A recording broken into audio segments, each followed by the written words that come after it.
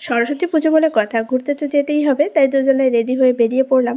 এবং তোমরা তো আগের শর্টসে দেখে নিয়েছো, আমরা দুজনেই পরেছিলাম ম্যাচিং ম্যাচিং ড্রেস।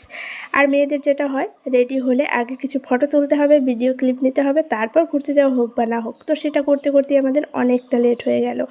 দেন যাওয়ার পথে একটা দাদাভাই দাঁড় করিয়েছে এখান থেকে প্রসাদ নেওয়ার জন্য। চারিদিকে ব্যাকগ্রাউন্ডটা দেখো, এতটা সুন্দর লাগছিল। এবং এখানে দাঁড়িয়ে প্রসাদ খেয়ে নিলাম। আর খিচুড়ি প্রসাদটা অসম্ভব ভালো ছিল খেতে। প্রসাদ খেয়ে ঘুরতে ঘুরতে চলে আসলাম বাজারের দিকে। বাজারে কিছু কেনাকাটাও ছিল, আজকে যেহেতু ছুটির দিন তাই ভাবলাম একই দিনে সব কাজগুলো মিটিয়ে নিই।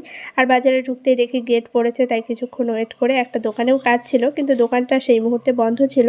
তারপর এখানে কিছুক্ষণ ওয়েট করার পর চলে গেলাম গোল্ড শপে। আর এখান থেকে তোমার দাদাভাই আমাকে একটা গোল্ড জুয়েলারি গিফট করেছে।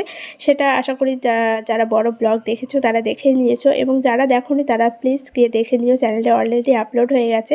সো চলো আজকের মতো মিনি ব্লগটা এখানে শেষ করছি।